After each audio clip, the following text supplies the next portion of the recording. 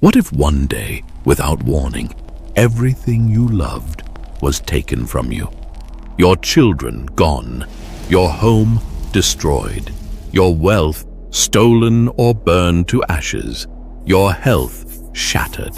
What if the very people who were meant to comfort you told you it was your fault? And what if God himself was silent? Would you still trust God? There once lived a man named Job in the land of Uz. He was blameless and upright, a man who feared God and stayed away from evil. Job was wealthy and respected, with 7 sons, 3 daughters, and many servants. He owned thousands of animals, 7,000 sheep, 3,000 camels, 500 oxen, and 500 donkeys. He was considered the greatest man among all the people of the East. One day, the angels came to present themselves before God, and Satan also came with them. "Where have you come from?" asked the Lord. Satan answered, "From roaming throughout the earth, going back and forth on it." God continued, "Have you considered my servant Job? There is no one like him, blameless and upright, fearing God and shunning evil." Satan replied, "Does Job fear God for nothing? You've put a hedge around him and blessed him. But stretch out your hand and strike everything he has, and he will surely curse you to your face." God said, "Very well, everything he has is in your power, but do not lay a finger on the man himself."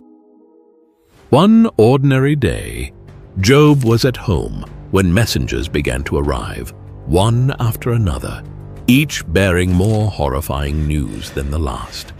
The first messenger came running, breathless and terrified. He said, "The oxen were plowing and the donkeys were grazing nearby when Sabeans attacked and made off with them. They put the servants to the sword, and I am the only one who has escaped to tell you." Before the first servant even finished speaking, a second burst through the door with even more shocking news. "The fire of God fell from the heavens and burned up the sheep and the servants, and I am the only one who has escaped to tell you." Again, as the second messenger finished, a third ran in with more grim news. "The Chaldeans formed 3 raiding parties, swept down on your camels, and made off with them. They put the servants to the sword, and I am the only one who has escaped to tell you." While the third messenger was still speaking, a fourth rushed in with grief and horror. He said, "Your sons and daughters were feasting and drinking wine at the home of their oldest brother, when suddenly a mighty wind came from across the desert. It struck the 4 corners of the house, and it collapsed on them, and they are dead. I am the only one who has escaped to tell you." In a matter of moments, Job's world was stripped bare, his wealth destroyed, his household shattered, and his beloved children lost. Job stood up, tore his robe in mourning, and shaved his head as a sign of grief. But instead of cursing God, he fell to the ground in worship, saying, "Naked I came from my mother's womb, and naked I will depart. The Lord gave, and the Lord has taken away. Blessed be the name of the Lord." In all this, Job did not sin by charging God with wrongdoing. Sometime after, again, Satan appeared before God. Just as before, God initiated the conversation with Satan.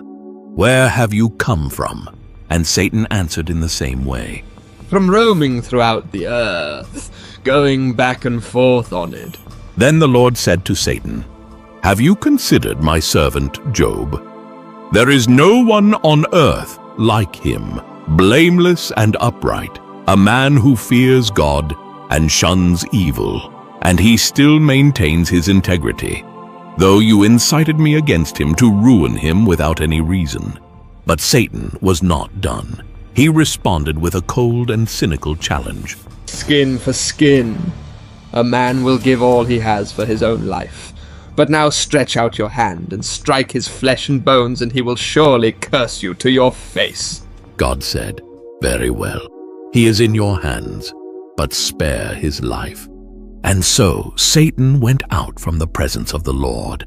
By the way, if you find any of these videos interesting or enjoyable, please consider subscribing. These take a long time to make, and it really helps out. Satan struck Job with a torment unlike any he had ever known. Painful boils, inflamed sores that broke out across his entire body, from the top of his head to the soles of his feet. Every inch of Job's flesh screamed in agony. His skin blistered and cracked. Pus oozed from open wounds. He could hardly move without pain. Stripped of his children, his wealth, and now his health, Job was unrecognizable. He wandered to the edge of the city, to the place where ashes were dumped. There he sat, alone and humiliated. He took a broken piece of pottery and with trembling hands scraped at his sores, trying to find some relief.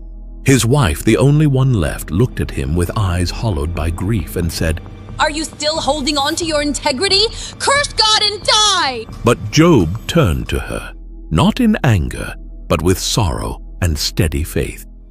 "You speak as one of the foolish women speaks," he said. "Shall we accept good from God and not also accept trouble?" And in all this, Job did not sin with his lips. When his 3 friends, Eliphaz the Temanite, Bildad the Shuhite, and Zophar the Naamathite, heard of the great calamity that had befallen him, they left their homes and came with a single purpose, to mourn with him and to comfort him. They had known Job as a man of strength and wisdom, respected, blessed, and noble. But when they approached and saw him from a distance, they were shaken. They did not recognize the man sitting in ashes, covered in sores, scraping himself with pottery. They raised their voices and wept aloud. Each tore his robe and sprinkled dust on his head toward heaven. It was a gesture of deep sorrow and mourning, a sign that they entered into Job's grief. And then they did something remarkable. They sat with him on the ground for 7 days and 7 nights. No one said a word to him, just silent, for they saw that his grief was very great. Then Job opened his mouth, and he cursed the day of his birth. "Let the day perish on which I was born, and the night that said, 'A man is conceived.'" To Job, even the moment he came into existence felt like a mistake, a door that should never have opened. He imagined a world where he was never born, where sorrow never had the chance to find him. Why did I not perish at birth or die as I came from the womb? If only, he said, he had died at birth, then he would be at peace. He just wanted it all to stop. Job's friends had heard enough. Now, seeing Job's despair, they could no longer stay quiet. Surely, they thought, such suffering could only mean one thing. Eliphaz started. "Job, will you be angry if I speak the truth? No innocent man ever suffered like this. God punishes the wicked. Maybe you did something wrong." Job, defiant, said, "What truth? You twist my pain into proof. I know my heart. God knows it too, even if he crushes me for no reason." Bildad spoke. "How long will you say such things? Your children, maybe they sinned. God is fair.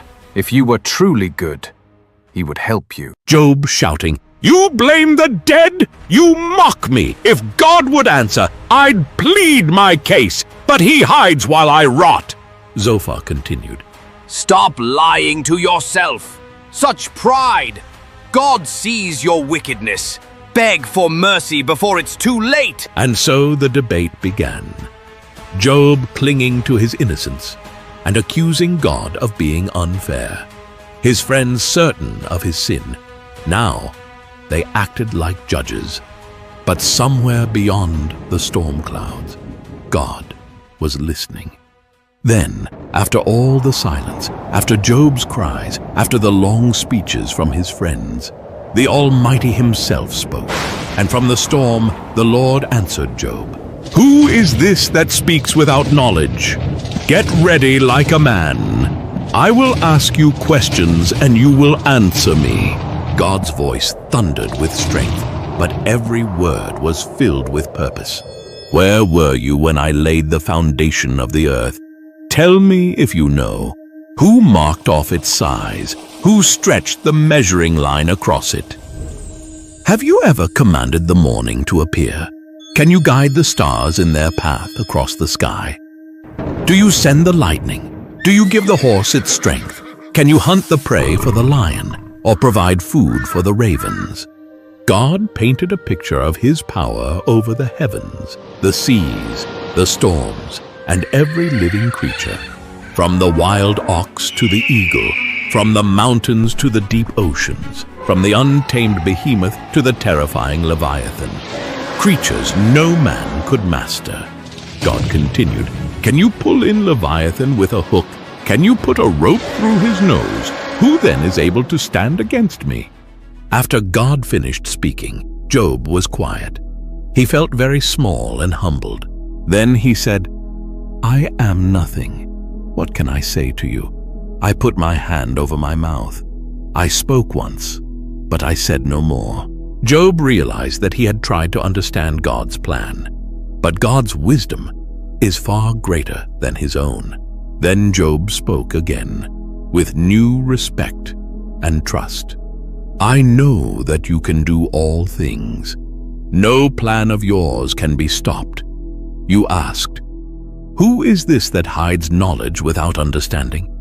I say, I am that person. I had heard about you before, but now I have seen you with my own eyes. I take back what I said, and I am sorry for what I said in my pain. Job humbled himself before God. He trusted God's power and wisdom even when he didn't understand his suffering. The Lord told Eliphaz, one of Job's friends, you and your 2 friends have not spoken the truth about me like my servant Job has. Offer a burnt offering for yourselves, and my servant Job will pray for you. They did as the Lord commanded, and when Job prayed for his friends, God was pleased. God restored Job's fortunes, giving him twice as much as before, 14,000 sheep, 6,000 camels, 1,000 oxen, 1,000 donkeys, and again 7 sons and 3 daughters. Job lived another 140 years, seeing his children and grandchildren to the 4th generation. At the end, Job died an old man, full of years. Job's story reminds us of something very important.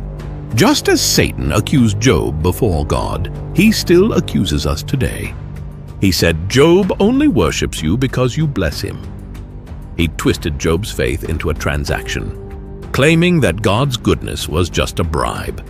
That's what the accuser does. He distorts truth. He plants doubt. He whispers, you don't deserve God. You've already sinned. Might as well keep going. Or he whispers, you must have done something wrong. But Jesus came as the opposite.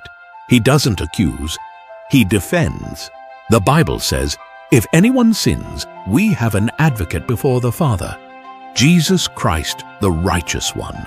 Through Jesus, we have a Savior, not an accuser.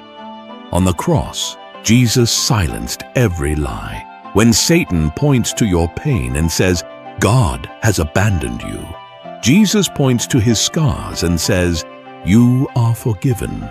You are mine. Being faithful to God doesn't mean life will always be easy. We will face pain, troubles, and moments we don't understand. God's ways are higher than ours. His wisdom is deeper than we can see. And sometimes we won't know why things happen the way they do. And that's okay. When we hurt, it's okay to cry, to ask questions, to feel confused, even angry. But even in those moments, we are called to trust, to believe that God is good, even when life feels unfair. God will sometimes allow suffering to shape us, to strengthen us, to grow our faith in ways we never imagined. And in His perfect time, God restores. He brings new hope, new joy, and new life. May Job's journey remind you, you are never alone.